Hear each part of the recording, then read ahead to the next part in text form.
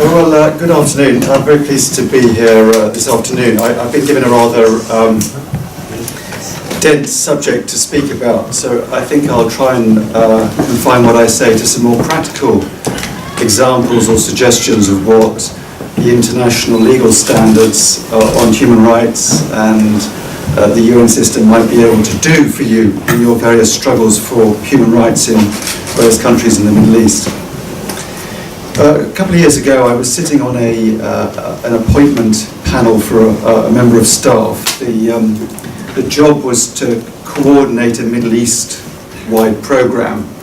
And one of the questions we'd set all the candidates, posed to all the candidates, was this: how would you use the UN system to improve the situation in your country? Well, one of the candidates was a Syrian. We actually interviewed him by Skype he was sitting in Damascus. And he gave a very good answer. He talked about the UN mechanisms in Geneva. He talked about the UN Human Rights Council. He talked about special rapporteurs. He talked about the conflict prevention mechanisms based in the UN Secretariat in New York. And he went on like this. And afterwards, I was talking to the panel, and we thought he'd done very well on that question. You know, we had to give him the top mark.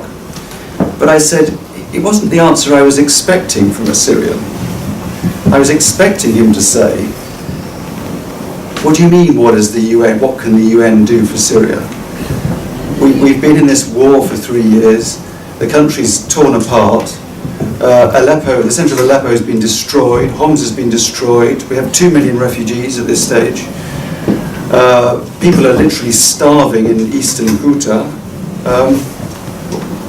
What do you mean? What can the UN do? But he didn't say that.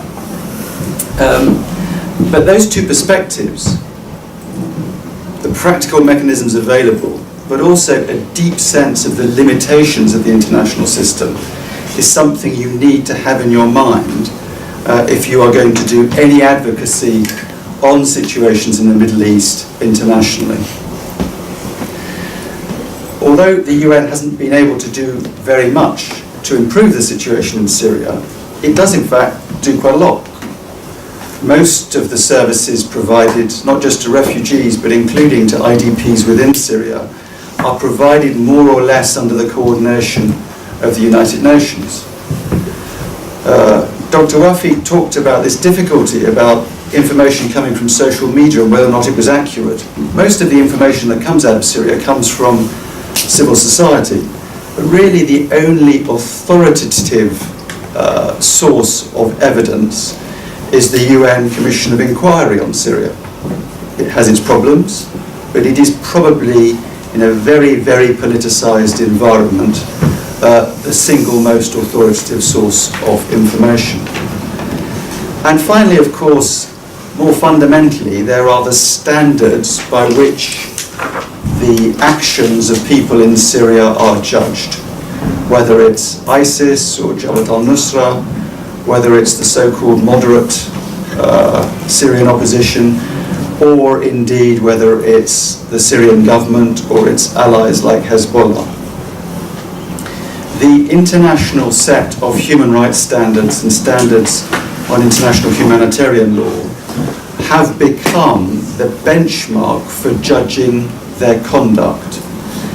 And that means, I believe, that although there are attempts to try and rehabilitate the Assad government, I don't think it's going to be possible in the long term. I don't think Assad can be rehabilitated in the same way that Gaddafi was rehabilitated in Libya for 15, 20 years. And when there is some form of a transition in Syria, there will be a justice process. And the international standards on war crimes and crimes against humanity will be the fundamental standards by which people's conduct is judged in the Syrian war. So thinking about those mechanisms and those standards, I think, is very useful for advancing your own struggles in whatever countries you're working in. Starting off with this question about what I call the standards.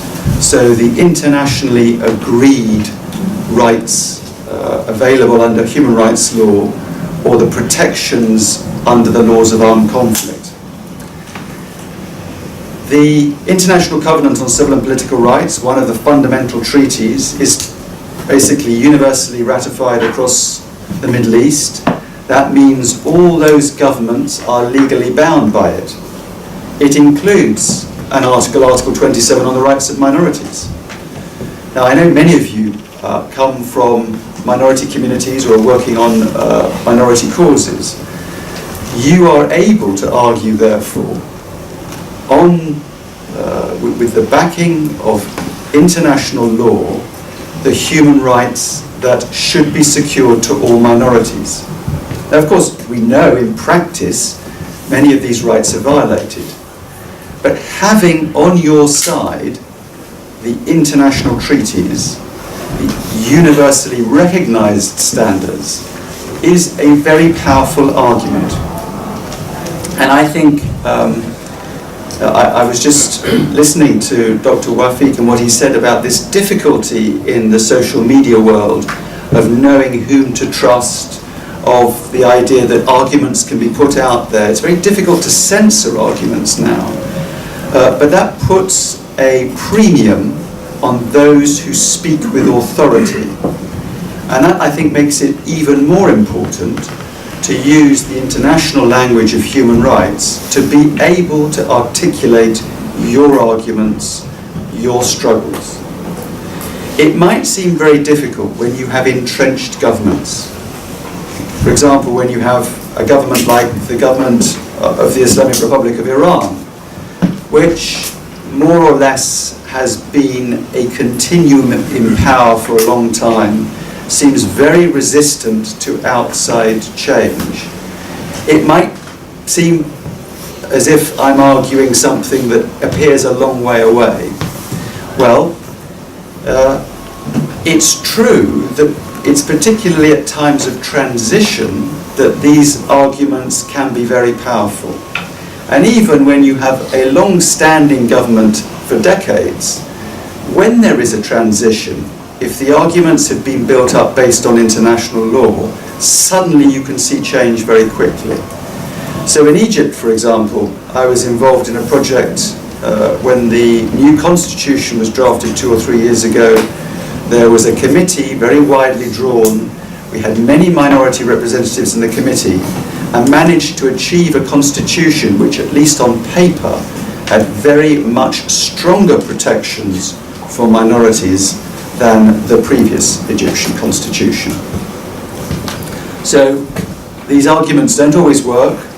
The standards are not a simple panacea which is going to get you what you want, but they are a very important mechanism to use.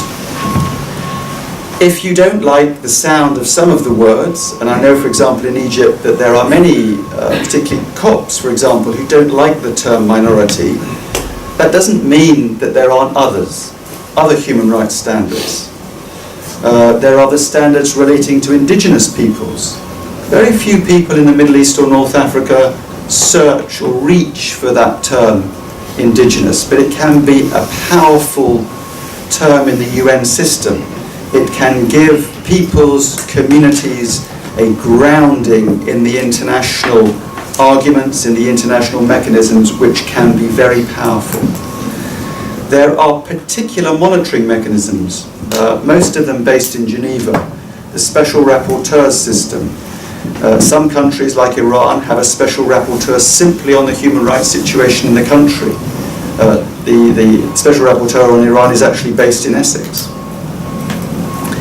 The universal periodic review system of the Human Rights Council, by which every state in the world is judged every 4 or 5 years, can be very powerful. Iran itself accepted many, many recommendations a year and a half ago when it was under review. Iraq, terrible situation in the country.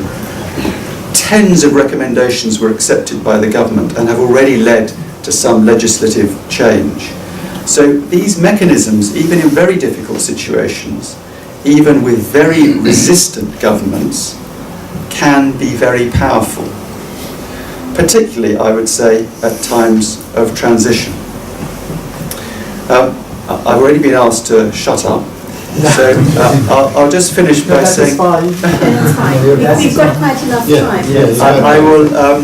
I suspect most of the value will come in questions. You may have questions about particular communities, about some of the terminology of international law, whether it's referring to minorities or indigenous peoples, the protections that might be available under international criminal law. People talk about war crimes or crimes against humanity, when this sort of terminology can apply, when it cannot apply, what sort of obligations governments in practice have. I'm very happy to try and answer any questions you might have about particular... It's always easier if you have a particular situation, a particular community in mind, to try and help you with any of those things. But I think also being aware of the fact that potentially with the UN system, and not just the UN, also with EU delegations around the world, with other international aid agencies or humanitarian agencies like the International Committee of the Red Cross, you potentially have very powerful allies.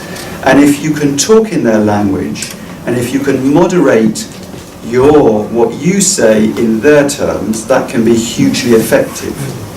If what you say comes across or can be dismissed as a grievance from a particular community, it is very, very much less powerful than if what you say comes across as the articulation of a right enshrined in international law. I was last in Baghdad a couple of months ago. I was just struck, even now, how much of the services in the country are effectively coordinated by the international agencies under the UN's crisis response plan. There are 3.5 million IDPs in the country. If the assault on Mosul takes place later on this year, we're expecting another 500,000, maybe another million IDPs. Most of those enormous numbers of people are in fact basic services being coordinated by the UN and other international agencies.